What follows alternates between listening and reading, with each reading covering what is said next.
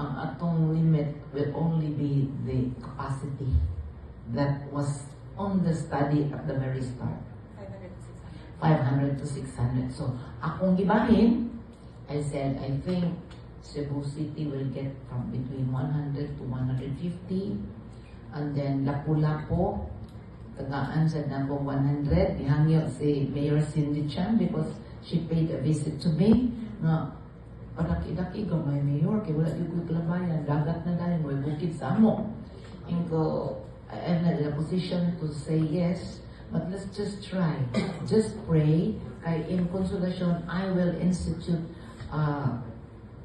slashing of the deliveries there by strictly implementing na yun, the segregation. The unnecessary waste, dili na mo abot. Because Consolacion, we only have 80 to 85 metric tons per day.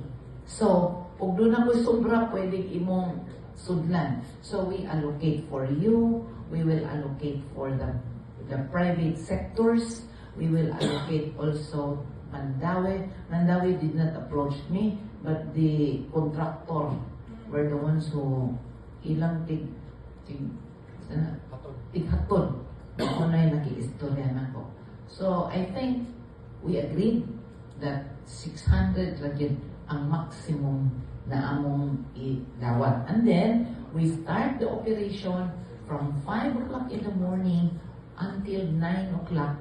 And we allocate the morning for the LGUs nga katong dagko kayo kuan. In the afternoon, all the private.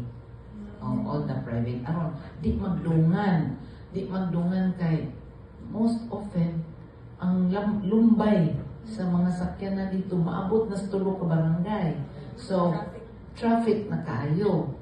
So, ato na niya, naantay ruta nga gi-observe, lain ang entry, lain nga barangay ang entry, lain po ang barangay ang exit. No? And then, I added more personnel to be checkers. I will not allow entry kung ang ilang mga trucks walay lining. Kaya kung magtulo-tulo sa daan, mag-contaminate, magdalag sakit, hugaw, baho. And another trouble, ang mayor na po'y pasanginlan. Last question.